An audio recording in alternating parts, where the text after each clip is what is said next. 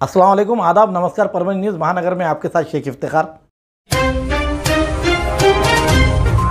परभणी शहर के बसमत रोड स्थित रामकृष्ण नगर इलाके में रविवार के रोज हुए जोरदार बारिश के कारण इस माहौल में यहाँ का झाड़ टूटकर गिर गया है। ये 4 दिन हो जाने के बावजूद महानगर पालिका की इस ओर नज़रअंदाज करने के कारण यहाँ के आवाजाही में बड़े परेशानियों का सामना करना पड़ा है।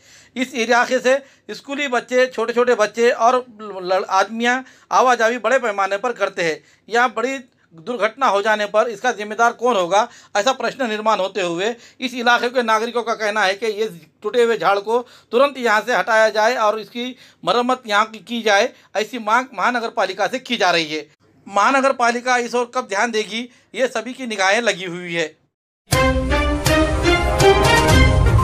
आज तारीख 19 जून 2024 बुधवार के रोज जिला पुलिस बल के तहत पुलिस कांस्टेबल और ड्राइवर के इन 2 पदों के लिए भर्ती प्रक्रिया बुधवार 19 जून 2024 से वसंतराव नाइक मराठवाड़ा कृषि विश्वविद्यालय के तहत खेल परिसर में वहां के मैदान में शुरू हुई है और पहले ही दिन 281 उम्मीदवारों ने फील्ड टेस्ट के लिए अर्हता प्राप्त की। इस भर्ती प्रक्रिया के लिए 500 उम्मीदवारों को बुलाया गया था, जिनमें से 342 उम्मीदवार उपस्थित हुए।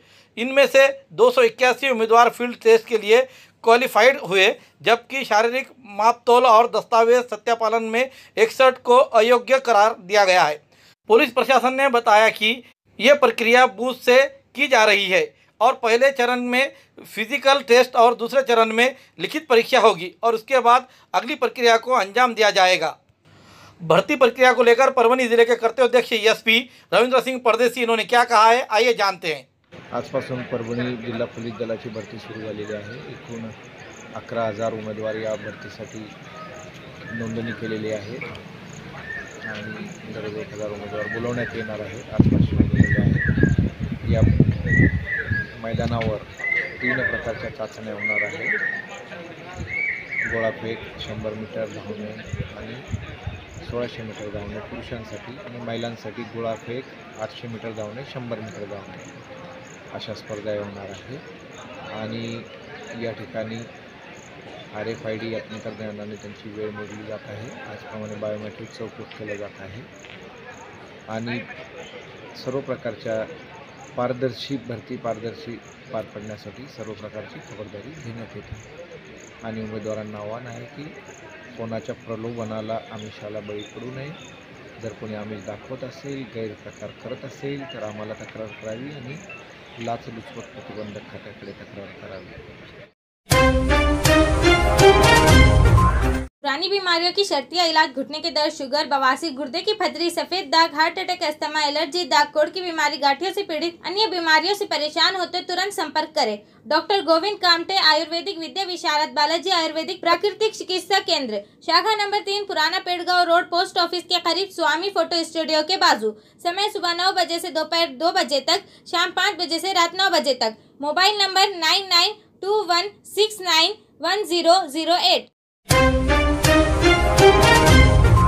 ओबीसी समुदाय के विभिन्न मांगों को लेकर राज्य के पिछड़ा वर्ग आयोग के पूर्व सदस्य प्रोफेसर लक्ष्मण हाके भूख हड़ताल पर है। उन्होंने खाना पीना भी छोड़ दिया है और इस वजह से उनकी हालत बिगड़ती जा रही है। सरकार को इस भूख हड़ताल को गंभीरता से लेना चाहिए। ओबीसी की मांगे मानी जाए, नहीं तो वो सड़कों पर उतरकर जोरदार विरोध प्रदर्शन करेंगे, ऐसी चेतावनी गंगाखेड़ सकल ओबीसी समाज की ओर से दी गई है।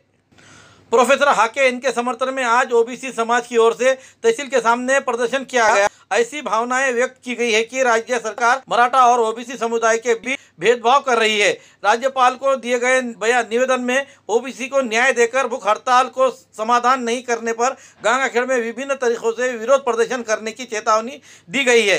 प्रोफेसर हाके के समर्थन में जोरदार नारे लगाकर तहसीलदार द्वारा राज्यपाल को निवेदन दिया गया। इस समय गोविंद यादव, गोविंद लटपटे, साधना राठौड़, लक्ष्मण लटपटे, जनार्दन पारकड़, गोविंद मानोतकर, नारायण घनवटे, प्रदीप मुंडे, राहुल फड़, बाला साहेब यादव के साथ बड़ी संख्या में इस समय ओबीसी के पदाधिकारी कार्यकर्ता मौजूद थे। रनिंग आंदोलनाची जर दखल व्यवस्थित प्रशासनानं घेतली तर ठीक आहे, नाही तर येणाऱ्या काळात रस्ता रोको असेल किंवा गंगाखेड बंद असेल किंवा महाराष्ट्र बंद असेल, आम्ही पुढे आमच्या वरिष्ठांशी किंवा आमच्या ओबीसी आंदोलकांशी चर्चा करून हा मार्ग पुढचा काढणार आहोत। प्रशासनाने याची दिलेले कुणबी दाखले रहित करावे, सगळे सोयरे हा कायदा अजिबात लागू करू नये, कारण याचा धोका एकट्या ओबीसीला नाही बाबा, याचा धोका एसटीला आहे, याचा धोका एससीला आहे. उद्या जर ओबीसीच्या एका पोरीने एसीचा पोर लग्न केलं आणि सगळं सोयरा कायदा जर लागू झाला तर त्याला सुद्धा एसीचं आरक्षण भेटणार आहे. उद्या एसटीच्या पोरीने जर ओबीसीच्या पोर लग्न केलं तर त्या सगळ्या सोयऱ्या कायद्यामुळे ते एसटीचं आरक्षण ओबीसीला मिळणार आहे. हा महाराष्ट्रासाठी खूप मोठी धोक्याची घंटा आहे. महाराष्ट्र हे सुशिक्षित राज्य आहे, शांत राज्य आहे. त्यामुळे या महाराष्ट्रामध्ये सुव्यवस्था कायदा चांगला ठेवण्यासाठी प्राध्यापक लक्ष्मण याची दखल घ्यावी एवढीच विनंती करतो. जय हिंद, जय ओबीसी, जय भारत.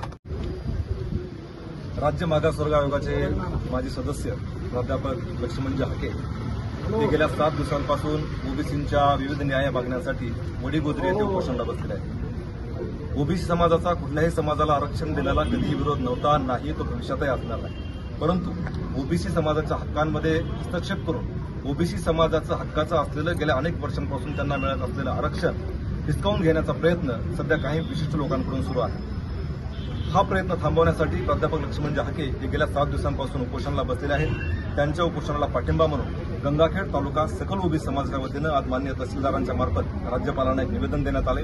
त्यामध्ये माननीय लक्ष्मण हाके यांच्या न्याय्य मागण्यांची, रास्त मागण्यांची दखल शासनानं तातडीनं घ्यावी अशा पद्धतीची विनंती त्यांना करण्यात आली आहे.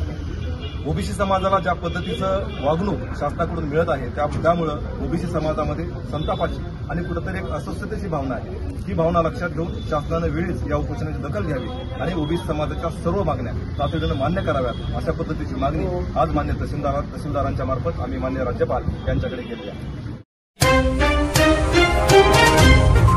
खूबसूरती का राज डॉक्टर हाशमी के पास, बालों का झड़ना, चेहरे के दाग व धब्बे, दीगर समस्याओं का इलाज हमारे पास. हमारे अपने बनाए हुए प्रोडक्ट्स 100% नेचुरल, कुदरती तौर पर इलाज बगैर किसी साइड इफेक्ट के साथ पूरी तरह से कुदरती व खालिश प्रोडक्ट्स आपके सामने बनाए जाएंगे. हमारे खुद के बनाए हुए प्रोडक्ट शिकाकाई, रीठा, आंवला, मेथी, गुड़हल के फूल, भिंगरा, एलोवेरा के जरिए हर्बल ऑयल वो हर्बल शैम्पू बालों का झड़ना व डैंड्रफ को खत्म करने के साथ सर की खुजली को खत्म करे. पतले बालों का इलाज फायदेमंद है, साथ ही बालों को लंबा, घना और खूबसूरत बनाए. चेहरे के दाग धब्बे, कील, मुहासे, रूखी त्वचा वो चेहरे की झुर्रियां खत्म करे, साथ ही चेहरे को खूबसूरत बनाता है. खूबसूरती का राज डॉक्टर हाशमी के पास. हमारे पास ऑयल मशीन है जिससे हम आपके लाए गए खोपरा, कलौंजी, बादाम व अन्य सामग्री का तेल निकाल कर देंगे आपके सामने. एड्रेस डॉक्टर हाशमी मिनाज, खान साहब बिल्डिंग के पीछे, दरगाह रोड, परभनी. 8421522947, 8669131304. मिलने का समय सुबह 9 बजे से दोपहर 2 बजे तक और शाम 5 बजे से रात 9 बजे तक.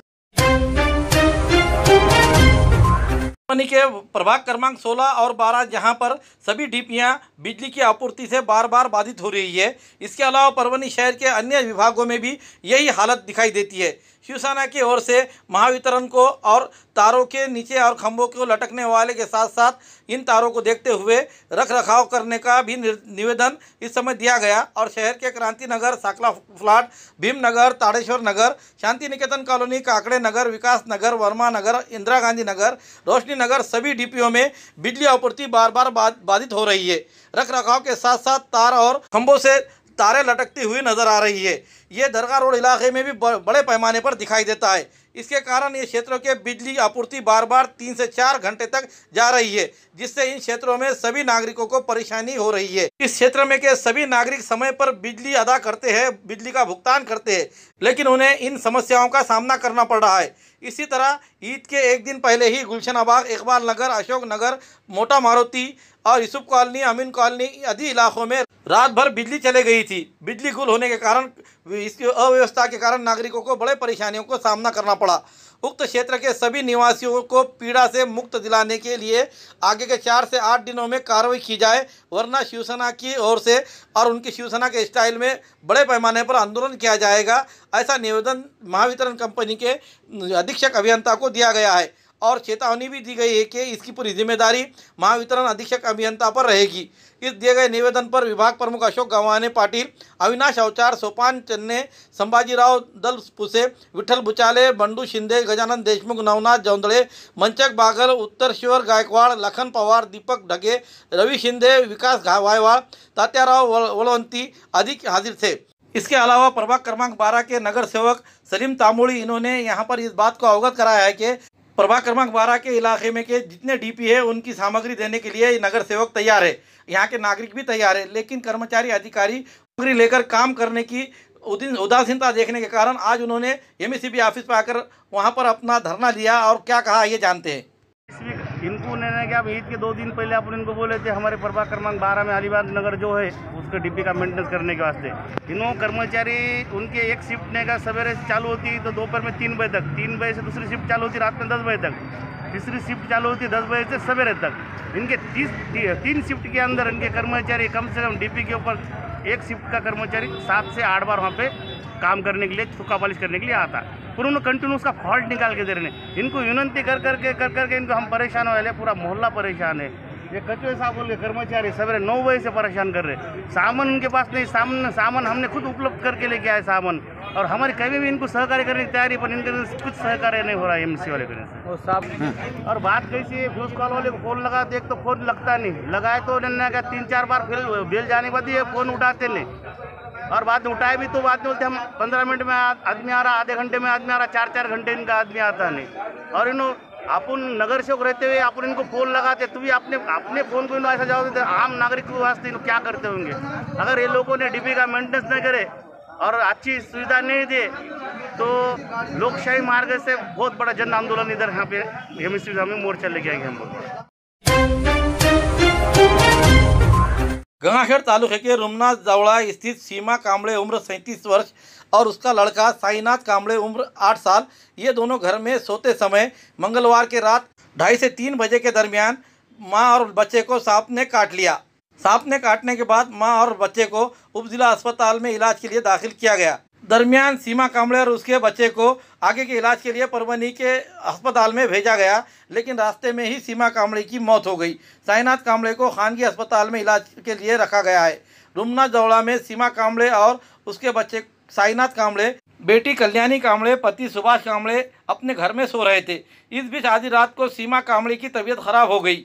इस समय साईनाथ कांबळे के मुंह से झाग निकल रहा था। सुभाष कांबळे को एक रिश्तेदार और एक ग्रामीण की मदद से उप जिला अस्पताल में भर्ती कराया गया, जहां मौजूद चिकित्सा अधिकारी नागेश साहू और नर्स शीतल पांचाल, आशा दुकारे, स्वास्थ्य कार्यकर्ता देवीदास बड़े इनके प्राथमिक उपचार दिया और मरीज गंभीर था। सांप द्वारा काटे गए एम्बुलेंस चालक नागेश शेवाड़े सीमा कांबळे और साईनाथ कांबळे को परभनी के जिला अस्पताल में भर्ती कराने आ गए। इस बार चिकित्सा या इन्हें सीमा कांबळे की जांच की गई, उन्हें मृत घोषित कर दिया गया। साईनाथ कांबळे को इलाज के लिए निजी अस्पताल में भर्ती कराया गया है। उनकी हालत स्थिर है। जिस घर में सांप काटा था वहाँ सर्प मित्र चंद्रकांत उजड़े ने इन्होंने कांबळे के 3 कमरों का निरीक्षण किया, लेकिन सांप नहीं मिला। साथ ही police inspector Deepak Kumar Waghmare, police Patil Munjaji Solanke, भगवान गायकवाड़, शिवाजी कांबळे इन्होंने भी घटनास्थल का दौरा किया। इस मामले में विनोद कांबळे की सूचना पर सीमा कांबळे की सांप काटने की अचानक मौत होने की जानकारी मिली। इस घटना के आगे की जांच पीएसआई विशाल बुधोड़कर कर रहे हैं। देसी जड़ी बूटियों से इलाज का एकमात्र केंद्र हकीम मौलाना उबैदुर रहमानी मिसबाही इनका नूरी शिफा खाना। हर स्टेज का कैंसर, किडनी की खराबी, लीवर की खराबी, हर तरह का शुगर, बालों की हर तरह की समस्या, पीठ व किडनी की पथरी, बवासीर, हर्निया, अपेंडिक्स, बीपी की कमी व ज्यादती, पीलिया, हर तरह का चर्म रोग, हर तरह का पेट रोग, सफेद दाग, साटिका, uric acid, heart, depression, ulcer, नाक कान गले की बीमारी, आँख की हर तरह की समस्या, टॉन्सिल, हर तरह का न्यूरो रोग, मिर्गी खून की कमी, हर तरह का ट्यूमर आदि का इलाज सफलता पूर्वक किया जाता है। पता बलरामपुर चौराहा से चौक रोड, बैरागी कॉलोनी, तुलसीपुर, जनपद बलरामपुर, यूपी। तुलसीपुर में मिलने का समय सुबह 11 बजे से 6 बजे तक हर माह की 1 तारीख से 20 तारीख तक रहेगा। परभनी में मिलने का समय सुबह 10 बजे से रात 10 बजे तक हर महीने के आखिरी हफ्ता 23 तारीख से 30 तारीख तक रहेगा। परभनी का पता दरगाह रोड, आजम चौक से आगे, तवक्कल मेडिकल के करीब, परभनी, महाराष्ट्र। अधिक जानकारी के लिए मोबाइल पर संपर्क करें। Mobile number 9793041936 9175546259। सांसद डॉक्टर फौजिया खान ने यह सुनिश्चित करने के लिए विभिन्न संगठनों से CSR फंड प्राप्त करने का प्रयास किया कि जिले में स्कूल शुरू हो गए हैं और स्कूल में आने वाले छात्राओं को स्वच्छ पेयजल मिले और शैक्षणिक प्रणाली में आधुनिक तकनीक का उपयोग किया जाए। उसमें BPCL और ONGC ने परभनी जिले के 6 स्कूलों में डिजिटल कक्षा सामग्री के साथ साथ इन स्कूलों में स्वच्छ पेयजल प्राप्त करने के लिए ARO फिल्टर मशीनों की स्थापना को मंजूरी दे दी है। इस सत्र की शुरुआत में इस डिजिटल कक्षा के साथ साथ पेयजल के लिए ARO प्रणाली का उद्घाटन कार्यक्रम आज तारीख 19 जून 2024 बुधवार के रोज जिला परिषद कन्या पाठशाला परभनी स्कूल में संपन्न हुआ। इस कार्यक्रम के अध्यक्ष स्थान पर शिक्षा अधिकारी प्राइमरी सुनील पोलास ये थे, तो प्रमुख अतिथि के तौर पर शिक्षा अधिकारी माध्यमिक श्रीमती आशा गरुड़, शिक्षा अधिकारी योजना ससाने और स्कूल के शिक्षक और छात्राएं और अन्य मान्यगण इस समय हाजिर थे। कार्यक्रम का आयोजन करने के लिए स्कूल के HM मान्य गढ़ शिक्षा अधिकारी, उसी तरह से जावेद शेख, मोहसिन खान आदि ने अथक प्रयास किया। 25 शाळांमध्ये smart class, RO system, solar system असं देण्याच्या मी CSRच्या माध्यमातून प्रस्तावित केला।